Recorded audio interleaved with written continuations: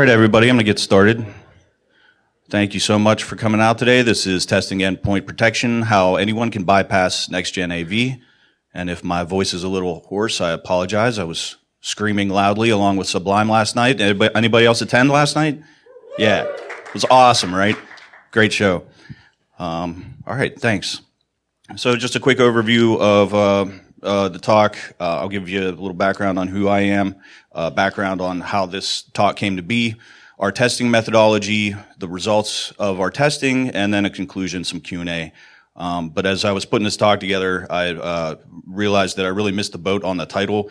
It really should have been, "You can bypass next-gen AV. You can bypass." All right, I won't torture you with that. So I'm Kevin G. I'm Principal InfoSec Architect at Dick's Sporting Goods. I love passwords and GET requests, poorly handled sessions, long walks on the schema. I got about 20 years in the game. I'm an in real life graybeard, as you can see. And I'm kind of a rover with application security background, network background, and architecture and design. I do not spend my day dropping payloads on endpoints and trying to get shells. That's not what I do. This was kind of outside my wheelhouse for this particular stuff, and that's what I hope makes it a little more interesting. And I'm a little bit noisy. I've done some talking for SANS, B-Sides, IC Squared, and this is my fourth time and final time speaking at Derbycon, and that makes me sad. But all this slide is to tell you that I've seen some things. I've seen things that can't be unseen. That's, you know, if you do this long enough, you will make that same face. This is information security at Dick's Sporting Goods. You're just trying to, you know, live the brand, stay healthy, and you're fighting invisible bad guys. You don't know where they are. All right. So the background on how we got here. So we were evaluating next-gen AV solutions because of reasons. We found our existing solution was insufficient in a number of ways. So we decided to, go another direction. And we got from our CISO a make sure it's good directive. He really wanted to give us the time to make sure that it's decent and can do the right stuff, you know. It was a team effort with buy-in from management, which I think is rare. And that's why I wanted to give this talk, because I think few organizations the size of ours have the opportunity to really do a good deep dive on the solutions that they're going to be, implementing and choosing and spending a lot of money for. So that's why I wanted to come here and talk to you today. And one of the things that we really want to do is try to cut through the noise. How do we cut through the noise? Well, let's define noise. I'm sure you're familiar with some of this stuff. Machine learning and AI, right? Who hasn't heard that about every single security solution that's being sold to us today, right? Firewalls do it, SIM solutions do it, endpoint protection products do it. So, this is a set of words that kind of make the hair on the back of my neck stand up, because everybody seems to have it. So some of these were quotes that I pulled directly off of some of these vendors' websites. So 99.95% effective. That sounds pretty darn effective, right? All threat vectors. You cover all threat vectors. Wow, you know all the threat vectors? That's impressive. I didn't know anybody knew all the threat vectors. Advanced threat actors in nation-state attacks. Okay, that's a pretty wide-ranging, bold statement about some serious people with a lot of money. And the vendor-guided demos will always work. That's the thing. If you have a vendor that wants to guide you through a POC, it's almost guaranteed that it's going to work the way the vendor expects. Now, this is what it looks like when a vendor detects malware they provided to you. They're essentially giving themselves a high five, like, hey, we the thing that we told you we were going to block, So about the methodology, we tried to kind of put this into four groups. The first was using the atomic red team tests. which I actually got from one Ryan Volok, who I saw walk in. He's here somewhere. There he is. Ryan suggested that we use this as a part of this testing, and it actually let us see some really interesting stuff. And then we went out and snagged some real, actual malware. So let's take stuff that's infecting people right now and see if this next-gen AV stuff will actually block it. And then we kind of lumped this into all in one category, potentially unwanted programs, adware, and coin miners. They're all kind of these annoying things that you don't necessarily want in the environment. They're not really going to do a ton of bad things, but you don't want them in the environment anyway, so we should detect and block them if we can. And then custom payloads of varying obscurity, which is monkey armed with GitHub, okay? So we're just talking about, some payloads that are generated out of a couple different frameworks and calling back to a server that we control, and let's see how these things behave. So let's talk about prep. Do not test on your production network or endpoints. That's number one. I know it's really exciting to try to dig into something like this. You're ready to party, you're ready to go. And then you install ransomware all across your network and everything's bad. So don't test in prod. Use some VMs, some throwaway boxes, and have a test network that's not connected to anything important. Put it off on an island. This is really dangerous stuff when you start playing with it. So Atomic Red Team. So what this is, if you're not familiar, it maps to the MITRE ATT&CK framework, and it's about 200 tests across Windows, Mac OS, and Linux. So you can, I'm not going to go into MITRE ATT&CK framework. I'm sure everybody's heard that 100 times at this point. But it's, just kind of an outline of tactics and techniques, behaviors, not signatures. So we're interested in detecting the actual behavior, the technique that an attacker might use. And it's under active development. There's lots of tests that are still needed. I think there's probably another 200 that still need to be mapped out to an actual test. So if anybody wants to take a look and contribute, I think that's a great place to contribute. These are the overall high-level things that the Atomic Red Team tests map to. You see things like persistence, lateral movement, data exfiltration, initial access, all this stuff. And that's all really good, but for our purposes, we were really just interested in these four things. We weren't really digging in too much on if the solution could detect data exfil. We're really interested, can an attacker gain a foothold? Can they get their code to execute? Can they elevate their privileges? That sort of thing. Can they dump credentials? Those were the most important things for us. And so some of the results, most of these were detected by all the vendors that we chose. And just a little bit on that, we had started with a list of 5 different solutions, whittled that down to 2 top contenders, and then proceeded with testing against those top 2. I'm not naming names because NDA, and that's BS. But maybe if you catch me down in the lobby, I like Knob Creek. Tends to loosen me up a little bit. One in particular that did not get caught was squibbly-doo, which, if you're unfamiliar, this was a term coined by Casey Smith, also known as Sub-T, back in 2016. And it's basically this, where you're using regserver32.exe to call out to the internet, pull down a payload, and then execute it, passing it to the scrub BJ DLL. So in this case, we pointed to a GitHub-hosted SCT file that launched calc.exe.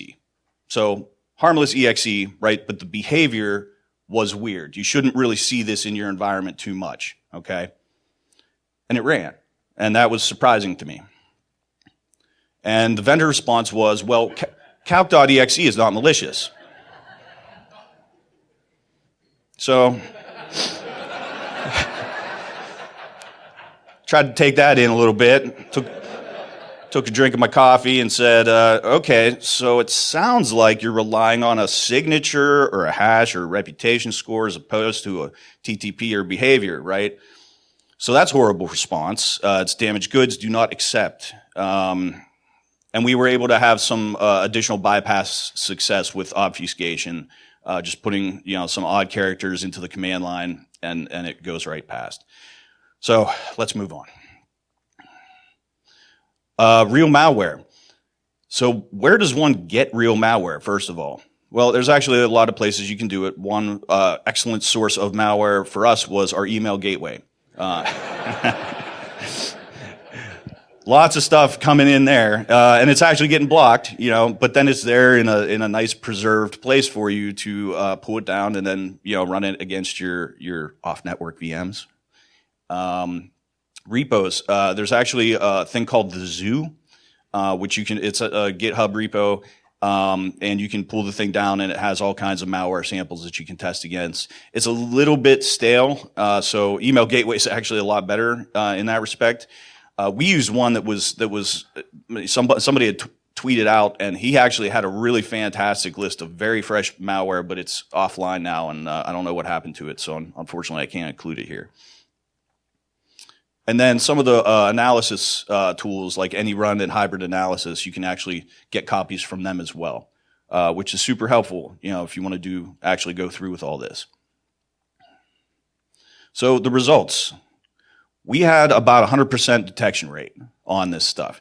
Now, our samples were days and weeks old, so it's almost expected. I mean, it's not surprising because your AI, people, should have machine learned, written a signature for this already. You would expect it if it was some kind of ransomware that was released a week ago that by now these new solutions would be able to pick it up.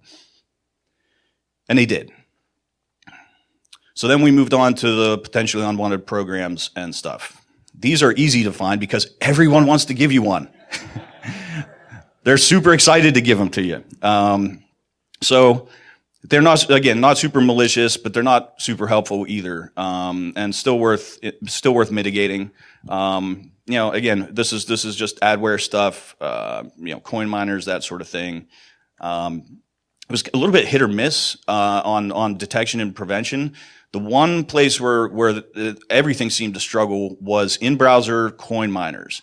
And I think that's why you see the browser vendors starting to move towards, like Firefox just did a release where they're actually blocking coin miners in the browser, which is the right place to do it. Maybe these solutions aren't digging into the browser process deep enough to be able to say, okay, a browser's doing something it shouldn't be doing. A coin miner might spike a CPU in the same way that a Flash application might, but it was definitely a challenge. And weirdly, the previous gen AV, a signature-based AV, was actually a little bit better in detecting the installers for this stuff for whatever reason. Okay, so now we move on to the good stuff, the custom payloads. So the goals were, again, just to recap, we're trying to successfully execute a stager payload that then calls back and gives you an interpreter shell, escalate privileges with get system, and then dump creds using Mimikatz. Like nothing, nation state here, nothing super advanced. This is all very straightforward. And I apologize if we got any red teamers in here. This is standard stuff for you guys all day. I totally understand. This is meant for blue teamers who just want to test their endpoint solution. So I fired up my instance of Kali Linkox. I love that thing. And went to town. So we did some vanilla MS Venom, some evasion frameworks that I was able to dig up on GitHub, and then some other newer style attacks that have been discussed here in the last year or two using PowerShell and C# and that sort of thing. And it was nothing I wrote. Again, monkey armed with GitHub right here. So with MS Venom, it's for those that aren't familiar, it's part of Metasploit. It replaced MSF payload and MSF encode in 2016. It lets you create various payloads with an encoder, and you can even combine an exe with some of the stuff with the payloads it creates, so you can take a legitimate exe, notepad.exe, something like that, and insert a malicious payload into it. And we were really concentrating on reverse TCP and HTTP payloads, because if you get the person to double click the thing, it's going to call back to you, and then you can go to town on your next steps.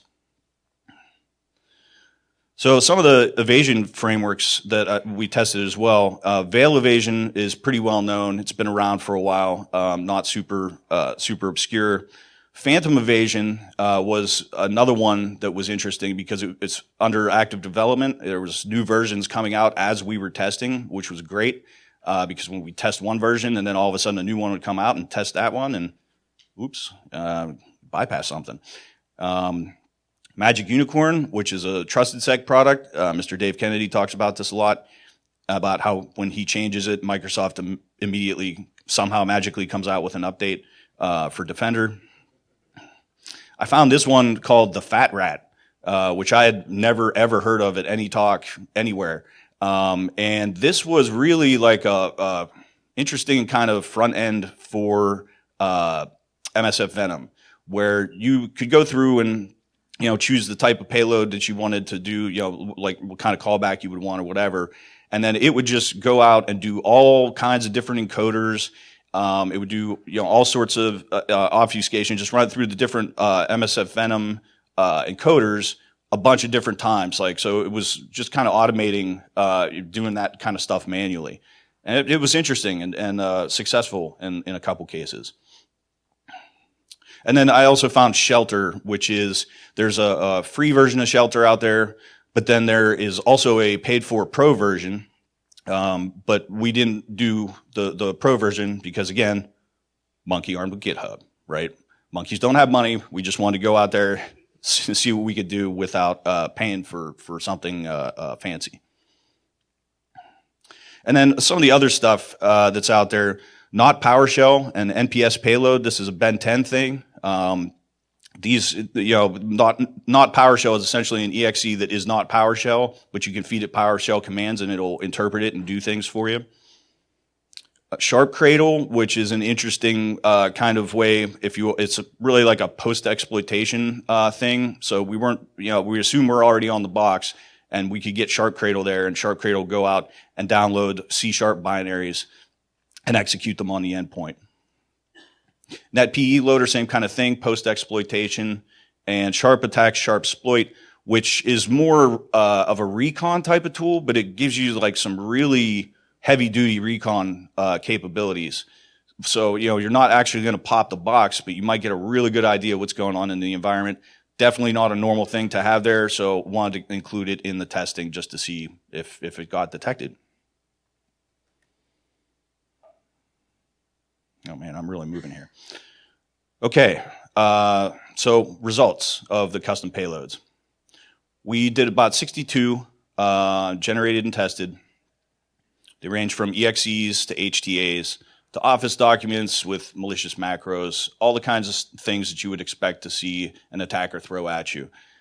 And sorry, not sorry, red team, if I burned your stuff. I hope I didn't burn your stuff, because you should have better stuff. You should not be using the generic stuff that's sitting out on GitHub. You should have your own secret sauce and, again, orangutan armed with GitHub. I thought this was interesting. This was a screenshot that came from the Fat Rat, where they're like, don't upload the virus total.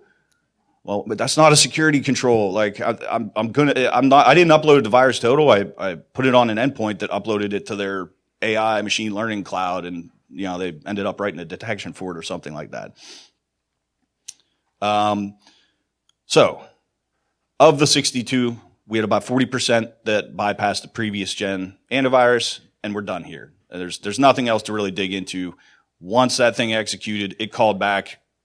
Previous Gen AV isn't doing anything else. It doesn't care if you get system on the box. It doesn't care if you move laterally or dump credentials, right? That process is now running, and it's going to do whatever you want it to do, because the signature was missed. About 20% of the detected payloads still executed, which was interesting.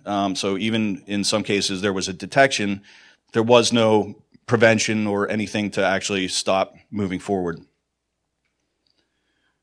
about 4 out of 15 detected at the privilege escalation or process injection layer. So, either when we tried to elevate privs to get system, or if we tried to inject into another process, to make it, inject into Explorer.exe or some other process that's normally running on the box, 4 out of 15 got detected at that point, which was interesting. We had an average of 5 bypasses, 8% per next-gen AV vendor. So that's a little different than 99.95%. It was actually pretty surprising, and not great. It's not perfect for sure. The most successful payload was NPS payload, which is about 2 years old. So for whatever reason, folks haven't poked around on GitHub enough, or just don't know about Ben 10 or Trusted Sec. This was an extremely successful payload. It got past all of them. And detections took between 24 and 48 hours for a detection and prevention to be written by the vendor. Now, and I say in POC mode. So what that means is, while we were doing our POCs, the vendors were watching their computers very closely, watching what was going on, very, very interested in what we were doing, because we were, taking a much deeper dive than most of their customers were. And then, when they would see something, suddenly a prevention would be written and in place. So, it's not clear if this is a real life type of situation. If we weren't in POC mode, if we weren't under the microscope and them watching our every move, would their detections be written so quickly, or would it take a longer amount of time? It's tough to say, and that's one question that I don't think we can really answer. So this was the expectation. I thought this was going to be like an almost impossible thing to do. This stuff gets a lot of marketing and all that, but the reality was, basically just walked right out onto GitHub, opened fire, and laid waste. So that was definitely not expected. So I apologize. I've been really hustling here, but we're only 20 minutes in, and we're getting towards the end. Some conclusions. Let's talk about this one. 99.95% effective. Check.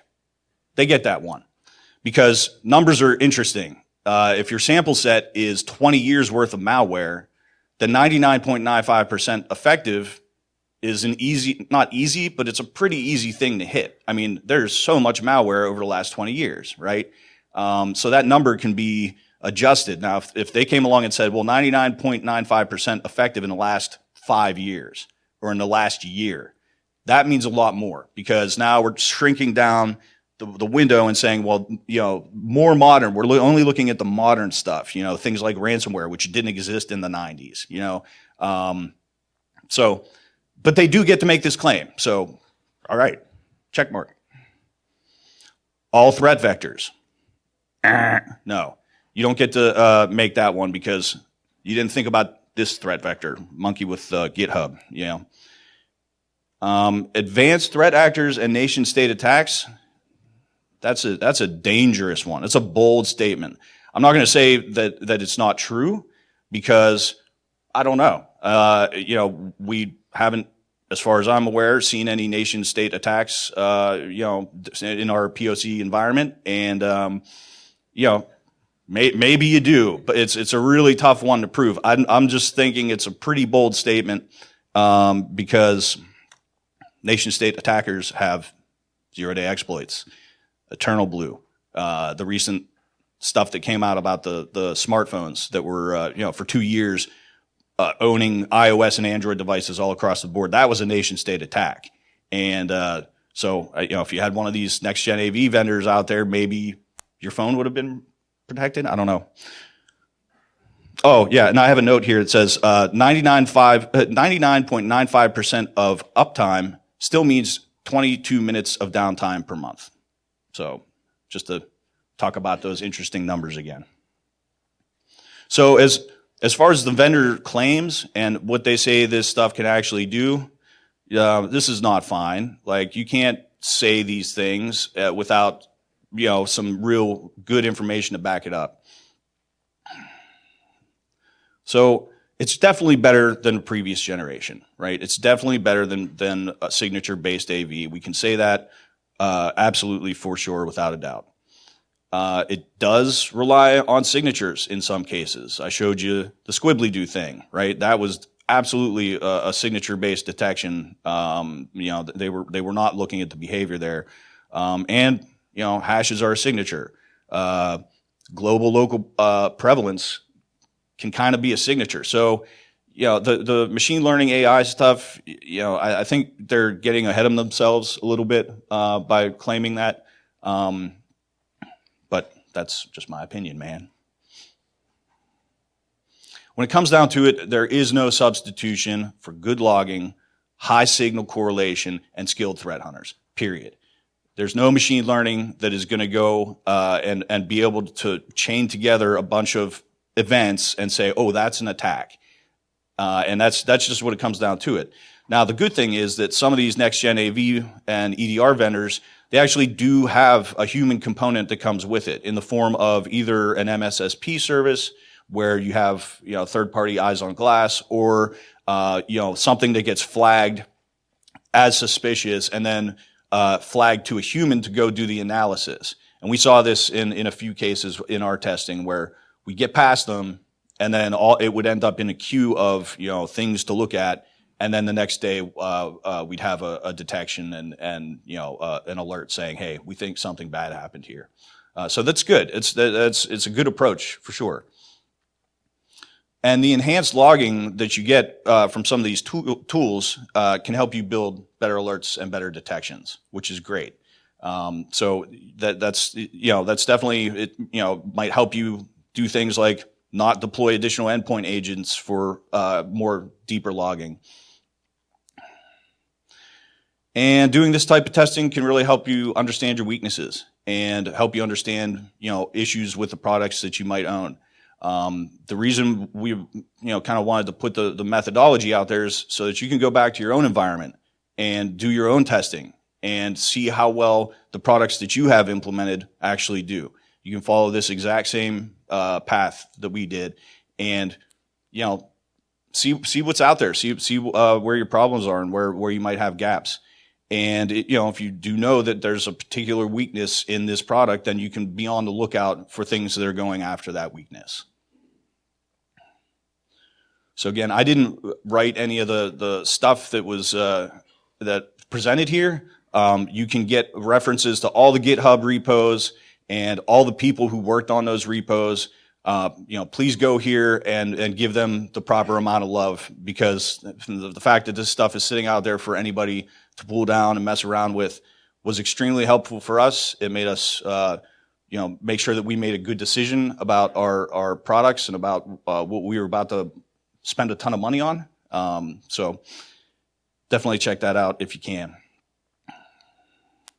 And there is no I in team. I just want to give a shout out to my team members back at Dick's Sporting Goods who helped participate in the testing and get all this stuff done. And question time. Sir.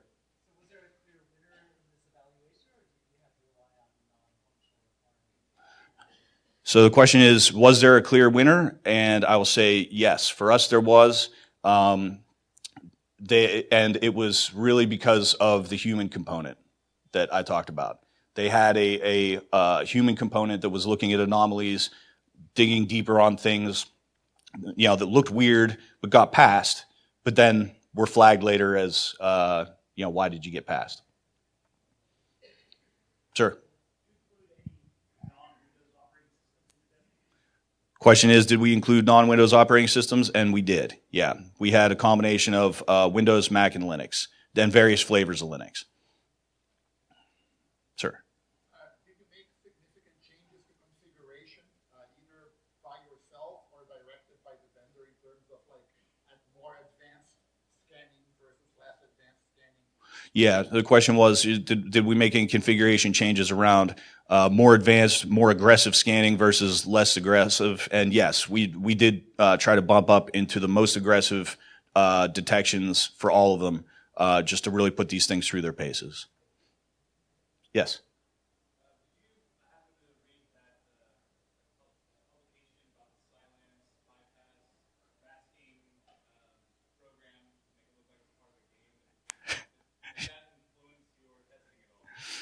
So the question was around the recent silence bypass by making it look like a game.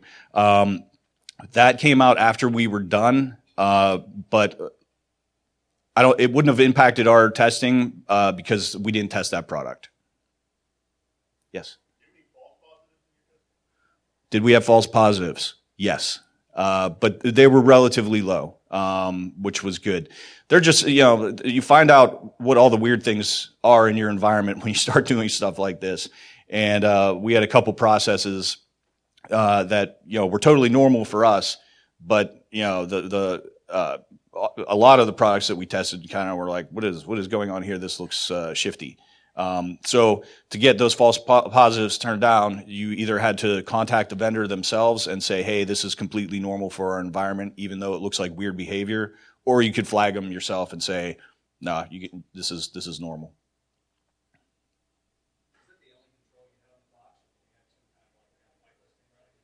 No, we were just purely testing this stuff.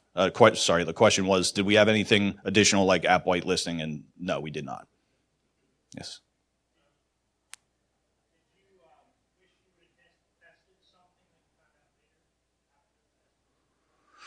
Question is, was there anything that we feel like we should have tested that we did not after the fact? And I don't think so. I mean, the thing about it is, like, even though we did have a lot of time to go after this stuff and really dig into it pretty deep, we did have a time box. We were up against renewal of the previous solution, and plus we have other work to do. I mean, when it comes down to it. So if we could have had more time, I think we would have tested more things. We would have found more weird payloads, to throw out there. But no, unfortunately, yes.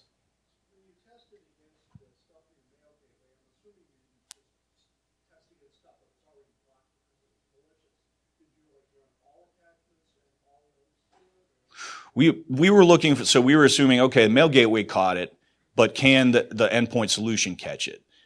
So we took, some pretty fresh stuff, things that were only a couple days old max, and then ran it as if the mail gateway wasn't there. Like as if somebody had, for example, gone to a webmail and they came into them via webmail, downloaded, click, boom. Yeah. How did you handle, did the product to deal with connect back to a central network? Were your endpoints online or offline when they were scanning? They were online. Yeah. They were able to go back to some central CMC if they want to send some central cloud if they wanted to. That's correct. Yeah. So the question was, did we have the systems online so that they could communicate with their cloud intelligence platform? And we did. We wanted to be a little bit fair about it and say, okay, if the solution is operating as intended, could we bypass it? Yes.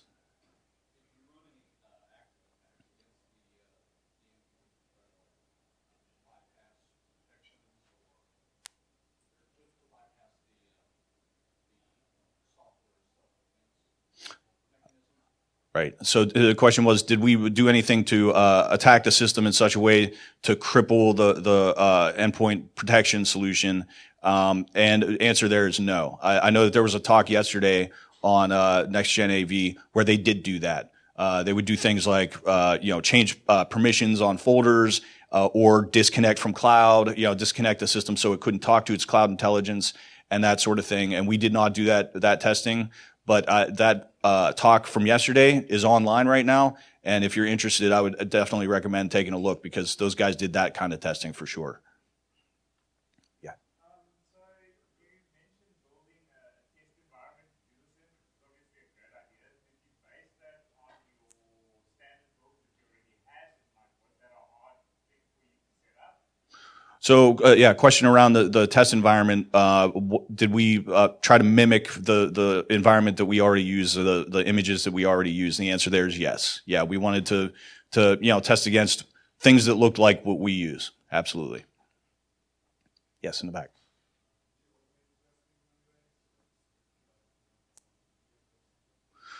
Question is, did we automate the testing in any way?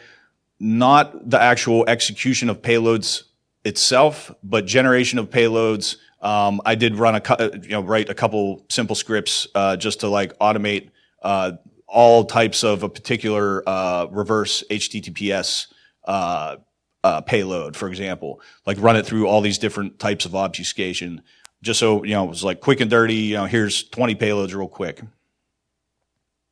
Pink shirt, yes. Standard user, yeah. The question was the user standard or administrative, and we were just going after standard users and then trying to elevate up to an administrative or system type account. Yes.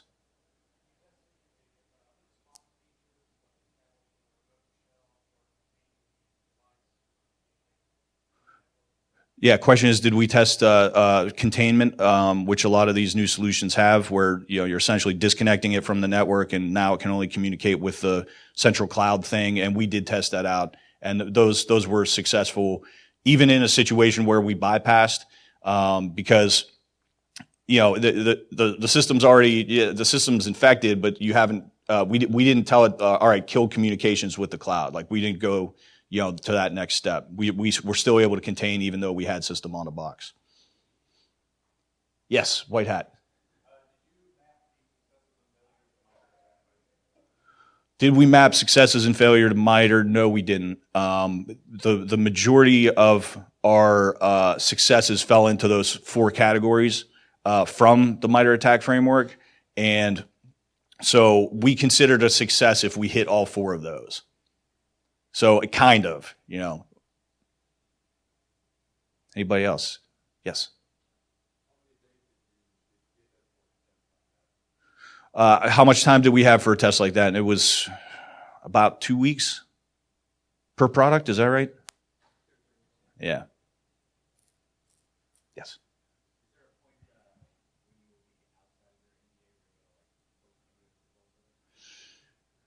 That's a good question. Question is, does our NDA expire at any time? I will check with our legal team. Yeah, it's unfortunate that they place that kind of restraint, because you've seen other situations where, I think there was a guy who had bypassed Sentinel-1, and he actually got sued, or some legal action was taken against him. It was like, well, this is not part of the license, and by the way, how did you get a copy of this? And he wasn't under NDA, but somehow had a copy of the software, which requires you to be under NDA. So, yes. One more. You mentioned that the vendors were watching. What level of additional vendor support did you have while you were running the POC compared to any regular POC? So yeah, the question is, the vendors were watching. What additional type of, watching were they doing while we were doing the POC? So that's a good one, because it reminds me of a particular request I got from one of those vendors where we bypassed their solution, got system, dumped creds, Mimicat successful, and they said, well, here's this additional logging tool. Can you run this and then run that again?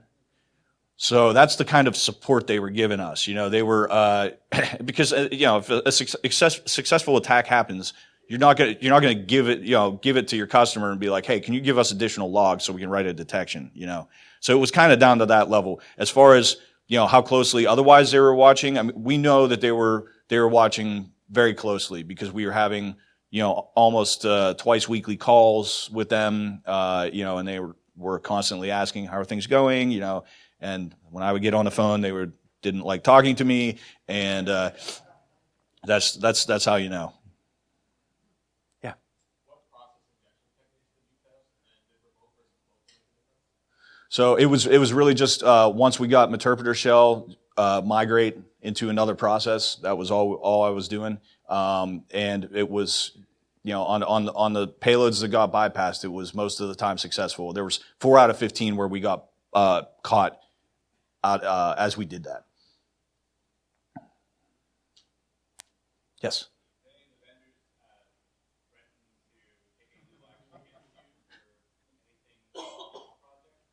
So the question is, did the vendors threaten legal action because of what we were doing? No, because we kind of laid the groundwork up front. We've told them right out of the gates. So like, look guys, we're going to do a very deep amount of testing on our own systems. So it's not like we're attacking somebody else, a system we don't own. We're really attacking our own systems to test the efficacy of their products. And they were good with that at the beginning.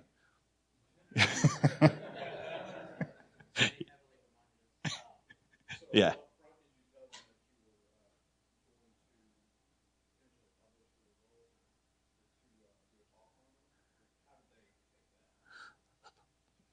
So the question is, did they know I was going to get up here today and talk about next gen AV, not being perfect? No, we didn't talk about publishing results or anything like that. The NDA says, you can't talk about specifics around our products. I haven't done that. So,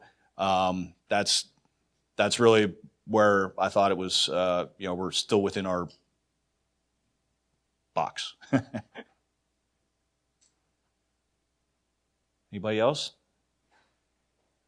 Well, a lot of great questions, and I thank you so much for them, and I thank you for coming in here today. Have a great Derbycon, everyone.